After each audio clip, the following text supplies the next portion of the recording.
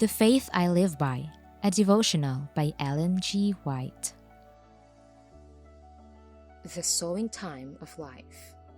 Be not deceived, God is not mocked, for whatsoever a man soweth, that shall he also reap.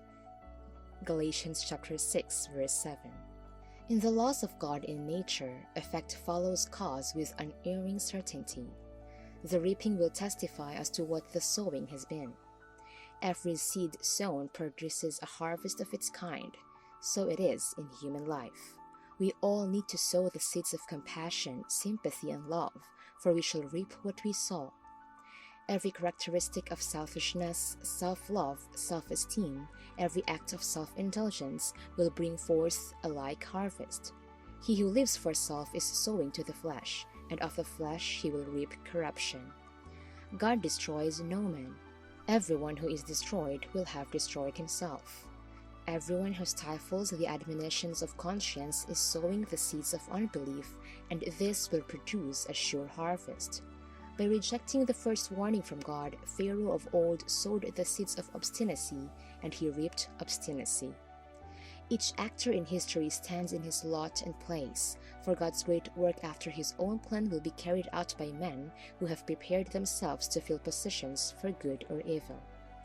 In opposition to righteousness, men become instruments of unrighteousness. But they are not forced to take this course of action. They need not become instruments of unrighteousness any more than Cain needed to. Men act out their own free will, either in accordance with a character placed under the molding of God or a character placed under the harsh rule of Satan. Every act, every word, is a seed that will bear fruit. Every deed of thoughtful kindness, of obedience, or of self-denial will produce itself in others, and through them in still others.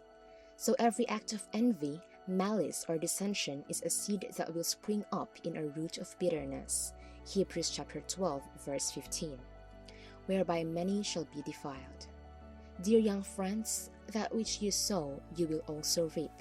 Now is the sowing time for you. What will the harvest be?